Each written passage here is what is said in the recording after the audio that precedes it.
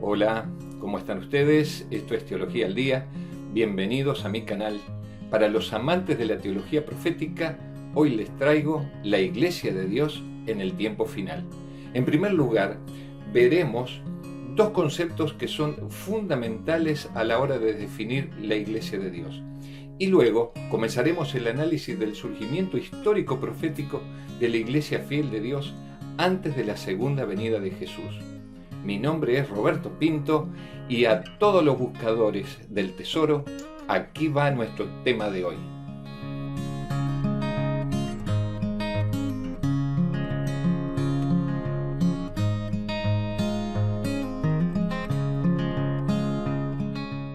La Biblia describe a la Iglesia como una institución divina, llamándola la Iglesia del Señor o la Iglesia de Dios. Podemos comprender la naturaleza de la Iglesia cristiana al explorar sus raíces provenientes del Antiguo Testamento y las diversas metáforas que el Nuevo Testamento usa para referirse a ella.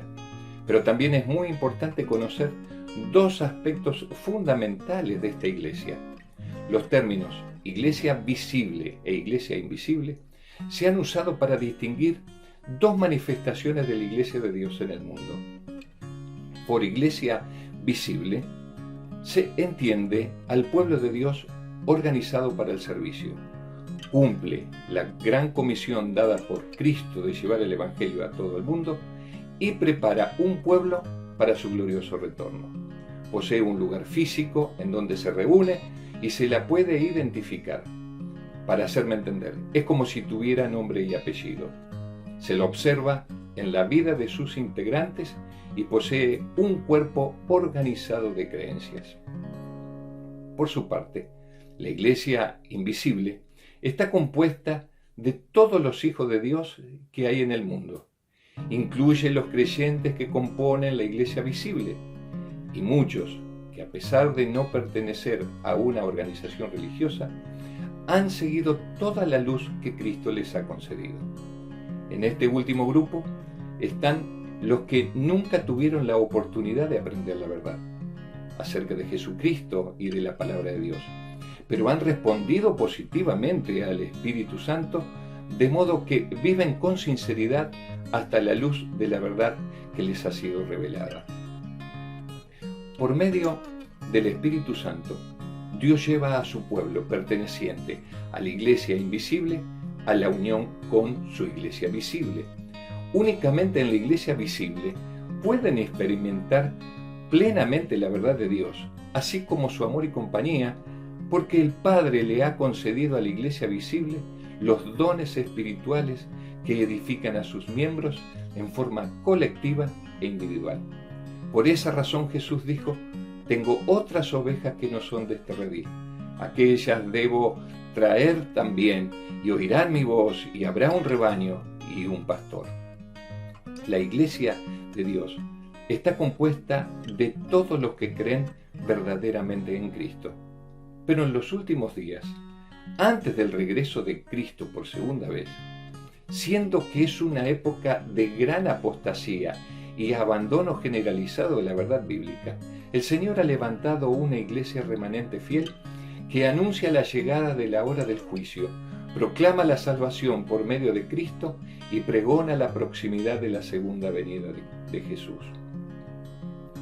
El libro del Apocalipsis relata el gran conflicto cósmico iniciado en el cielo y que se trasladó a la tierra, y el dragón Satanás concentró su ataque sobre la iglesia fiel de Dios, representada por una mujer pura. Para desahogar su ira, comenzó a perseguir a la mujer, la cual, a pesar de su gran sufrimiento, de todos modos sobrevivió, y las zonas escasamente pobladas del mundo o desérticas proveyeron de refugio para los fieles de Dios durante 1260 días proféticos o años literales. Al fin de esta experiencia en el desierto, el pueblo de Dios emerge en la historia en respuesta a estas señales del pronto retorno de Jesús. Juan identifica a este grupo fiel como el resto, los que guardan los mandamientos de Dios y tienen el testimonio de Jesucristo. Ahora quiero decirte, El diablo odia especialmente a este grupo porque no lo siguen en su rebeldía contra Dios. La Biblia indica que el remanente aparece en escena mundial después de un tiempo de gran persecución.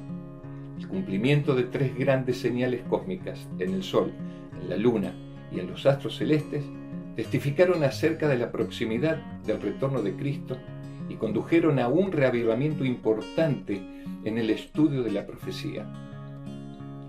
El cumplimiento de las profecías bíblicas durante la segunda mitad del siglo XVIII y la primera mitad del siglo XIX produjo un poderoso movimiento interconfesional centrado en la esperanza del segundo advenimiento. Muchos investigadores bíblicos entendieron que había llegado el tiempo anunciado por el profeta Daniel. Te menciono solo algunos de los personajes más destacados de este período. Por ejemplo, tenemos Manuel Lacunza, sacerdote y jesuita chileno. Escribió en forma anónima en 1790 La venida del Mesías en gloria y majestad. Edward Irving, en Londres, incluyó esa obra en sus conferencias en 1826, a la que asistieron clérigos de distintas iglesias y comuniones a estudiar sobre la cercanía del segundo advenimiento en las profecías de Daniel y Apocalipsis. José Wolf fue uno de los que asistió a esas conferencias y viajó extensamente por Asia Central y Occidental, enseñando que Cristo vendría alrededor del año 1847. François Gussen, en Suiza, comenzó en 1837 a presentar una serie de clases en la escuela dominical sobre las profecías de Daniel y Apocalipsis, mostrando que la historia del mundo pronto llegaría a su fin. Y en Estados Unidos, el más conocido fue Guillermo Miller, quien en 1831 comenzó a enseñar y escribir que Jesús volvería en 1843. Ahora, debo decirte que a comienzos del siglo XIX, la segunda venida de Cristo fue proclamada por numerosas voces, desde eruditos en Inglaterra hasta niños en Suecia. Muchos, incluido Lacunza, mostraron con las profecías de Daniel y Apocalipsis que señalaban claramente hacia el fin del mundo. Estos movimientos no recibieron una bienvenida universal de los teólogos tradicionales. Por un lado, la teología católica ofrecía una escatología no temporal, es decir, que estaba interesada mayormente en la muerte y el juicio, en el infierno y en el cielo. Por otro lado, el racionalismo influyó profundamente en la teología protestante y vio el reino de Dios como siendo establecido en esta tierra por medio de la conquista de la ciencia y la razón.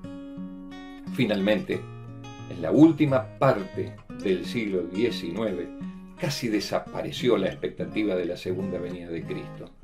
Sin embargo, en cada iglesia se podían hallar creyentes en el eminente regreso de Cristo, orando, trabajando y anticipando la culminación de la historia.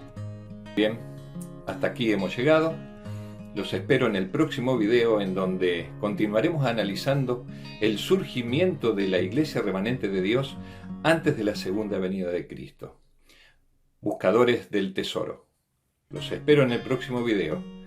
Vamos a estar allí y continuaremos analizando este tesoro precioso de la palabra de Dios. Que el Señor te bendiga.